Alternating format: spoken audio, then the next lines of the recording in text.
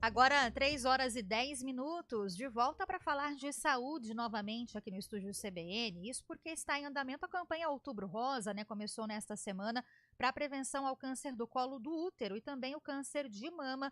E sobre isso, a gente conversa agora com a Bruna Mesquita, ela que é médica patologista clínica, falará também com a gente sobre a prevenção a essas doenças. Doutora, boa tarde, tudo bem? Bem-vinda. Boa tarde, Tala. Boa tarde, Marcos. Boa tarde aos Boa tarde. ouvintes. É um prazer estar aqui com vocês hoje para falar sobre esse tema tão importante, tão relevante, especialmente para nós mulheres.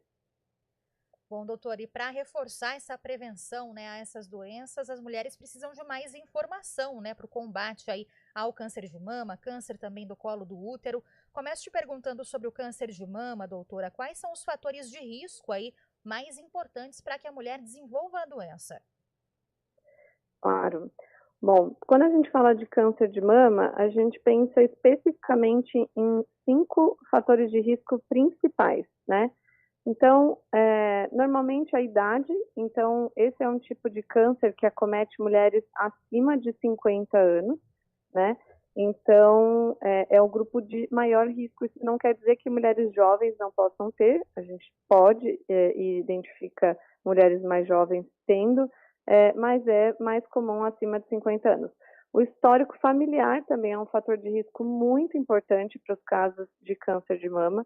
Então, mulheres que tenham parentes de primeiro grau, né, que tiveram câncer de mama, têm um risco maior de desenvolver a doença, especialmente se o diagnóstico nestes familiares forem antes dos 50 anos, forem numa idade mais precoce.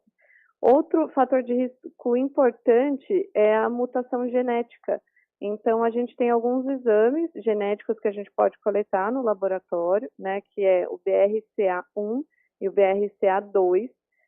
E esses 2 genes, quando eles estão positivos, lógico, tem uma indicação adequada para a realização, a gente não deve fazer isso como método de triagem, screening em toda a população, a gente tem indicação em casos de histórico familiar, em casos de fatores de risco agregados a uma única paciente, e a gente faz esses exames, e aí eles têm um risco de até 85%, né, essas pacientes, de desenvolver câncer de mama. Um caso bem conhecido na mídia a respeito dessa mutação é o da Angelina Jolie, que tinha a mãe, né, que faleceu com câncer de mama bastante agressivo, e ela fez esses 2 testes, né, o BRCA1 e o BRCA2, e então foi visto, ela fez um acompanhamento, devido ao risco que ela tinha muito alto, ela optou por retirar as mamas preventivamente e trocar por uma prótese, né? Outros 2 fatores de risco importantes, e até um deles poucas pessoas conhecem, é a exposição hormonal. Então, no caso, né, pacientes que têm a menarca, que é aquela primeira menstruação, antes dos 12 anos, e pacientes que têm a menopausa tardia, ou seja, após os 55 anos, têm um risco maior, né, de desenvolver o câncer de mama por conta dessa quantidade de exposição hormonal, de anos a mais de exposição hormonal, especialmente ao estrógeno. E, por fim, um outro fator de risco também bastante considerável é o estilo de vida. Então, a gente sabe que existe uma associação de maior índice de câncer de mama com pacientes sedentários, né, com obesidade, relacionada ao consumo excessivo de álcool e tabagismo. Doutora, a senhora citou a questão genética, né, das mulheres que têm familiares que já tiveram câncer de mama, tem até o caso aí da atriz Angelina Jolie. Nesses casos, as mulheres têm que fazer aquele teste genético para prevenção ou existem outros métodos, né? O que é mais recomendável nesses casos?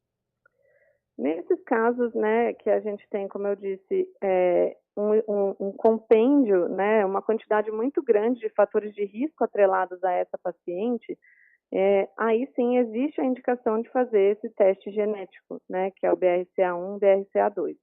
Então, como eu falei, esse teste genético, ele não é exclusivamente de câncer de mama, ele também é utilizado para acompanhamento de câncer de ovário, tá? Histórico familiar com câncer de ovário também, mas existe a indicação. Então, esse teste ele tem que ser indicado pelo médico, ginecologista, em acompanhamento com um geneticista, Então, tem uma indicação apropriada para ser realizada.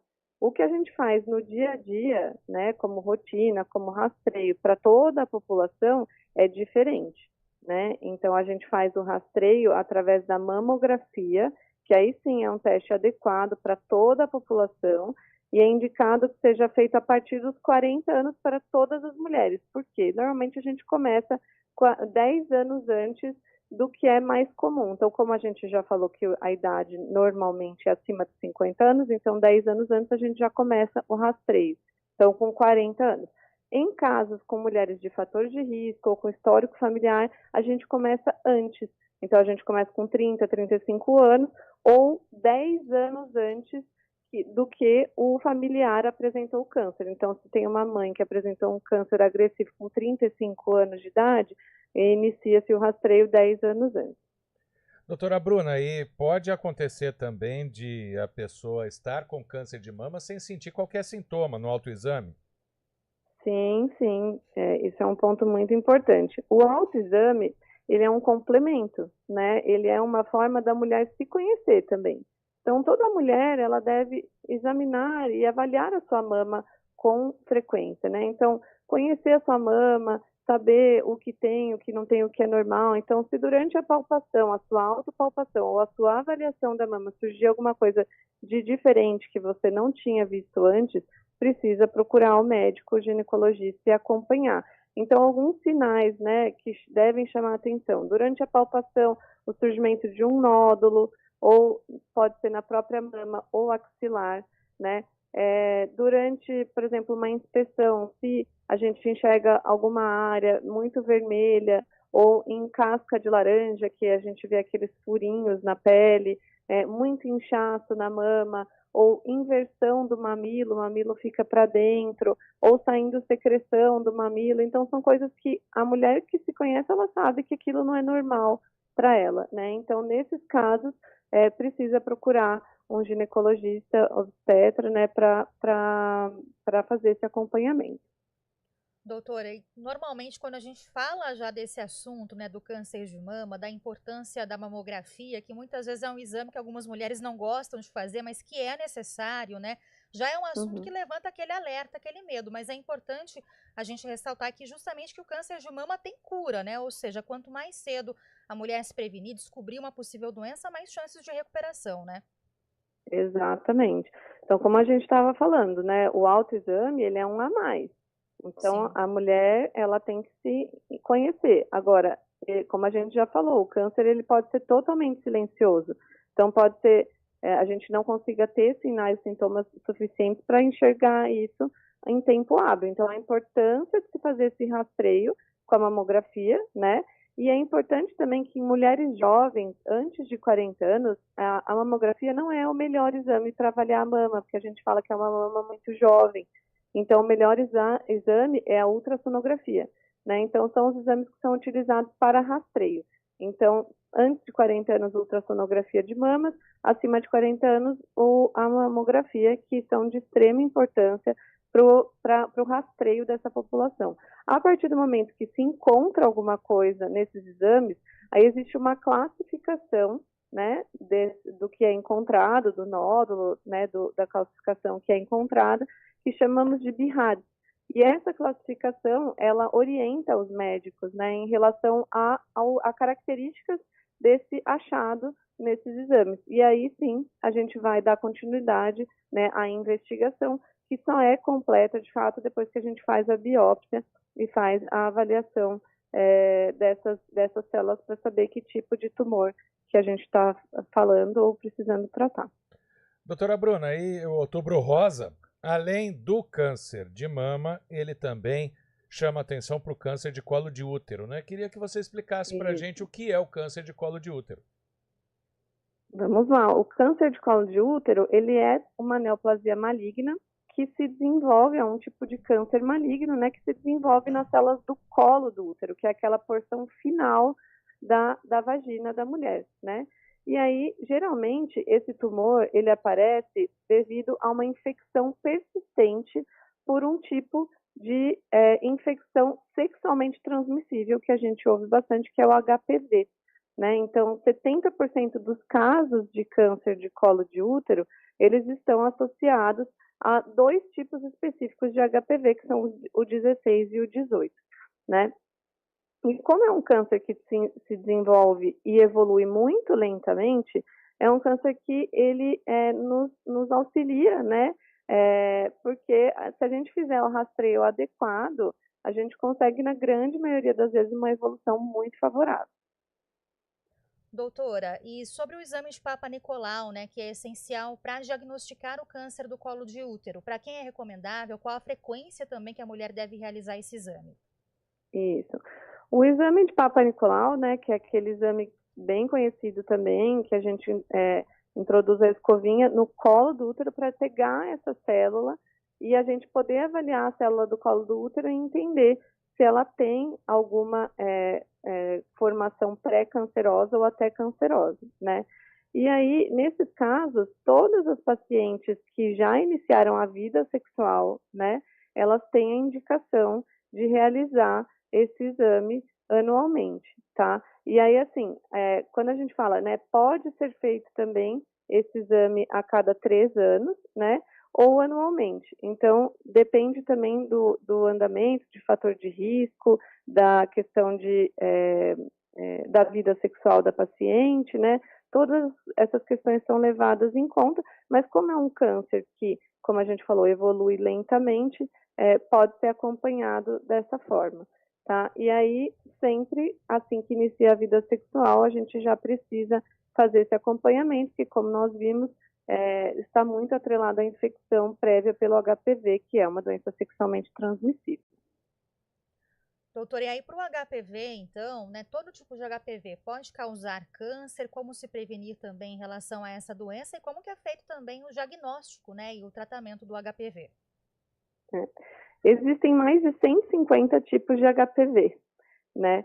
E assim, cerca de 40 deles podem dar infecção, né? Podem infectar aí a região genital, tá? Normalmente, os tipos que mais são relacionados ao desenvolvimento do câncer, como eu falei, é o 16 e o 18, mas a gente também tem alguns outros que estão relacionados a verrugas genitais, ou outras infecções, como, por exemplo, infecção vaginal, né? E normalmente não são necessariamente malignos, né? Como, por exemplo, o 6 e o 11, que estão mais associados a verrugas genitais e raramente eles vão desenvolver ou causar algum tipo de câncer. Doutora Bruna, e tem uma incidência grande do câncer de colo de útero também no país? Sim, infelizmente, né, o câncer de colo de útero, ele é o terceiro tipo mais frequente nas mulheres aqui no Brasil, né? Então, ele perde para o câncer de colo de mama, que para o câncer de mama, que infelizmente é o primeiro deles, né? E depois para o câncer coloretal e em terceiro vem o câncer de colo de útero. Então, são dois temas bastante importantes aí para a vida da mulher, né? E por isso a importância da gente falar sobre o Outubro Rosa. Doutora, o câncer do colo do útero, por fim, ele tem cura também? Ele tem uma taxa aí de cura tão boa quanto a questão do câncer de mama? Quais são os tratamentos para essa doença, né? Existe uma possibilidade grande aí de recuperação? Sim, sim. Acho que a primeira coisa, assim como o câncer de mama, o câncer de colo de útero também tem cura, né? E assim, é muito importante que a gente busque fazer os rastreios, porque toda vez que a gente pega o câncer em estágios iniciais, a chance da gente ter sucesso, né, na cura é muito maior, tá? E aí é muito maior, especialmente também no câncer de colo de útero, que tem boas respostas, né, aos tratamentos disponíveis hoje em dia. Então, hoje, o que a gente tem disponível, né? A gente tem cirurgia, tem radioterapia, tem quimioterapia e tem alguns tratamentos hormonais também que estão disponíveis, né? Como imunoterapia, que a gente direciona e ajuda o sistema imunológico do paciente a responder melhor ao câncer, né? A estar mais preparado para a resposta para o câncer, né? Então, o que é muito importante, que eu acho que o câncer de colo de útero, é que ele é prevenível, né? Então, existe atualmente vacinação contra o HPV, né? Então, a vacina, ela protege para os tipos mais importantes e mais associados ao câncer.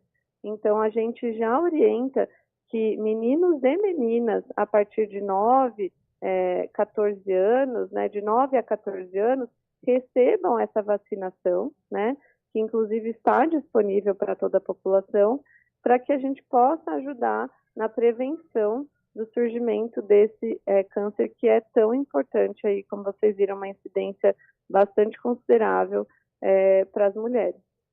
Tá certo? Fica então o alerta aí para as nossas ouvintes, né, doutora, que façam os exames preventivos, tanto a mamografia ou ultrassonografia da mama, dependendo aí da idade da paciente, também os exames preventivos para detectar um possível câncer de colo de útero. Tudo isso ajuda na prevenção da doença, né? Agradeço a Bruna Mesquita, médica patologista clínica, que falou com a gente sobre o Outubro Rosa. Doutora, muito obrigada pela participação aí, pelas informações.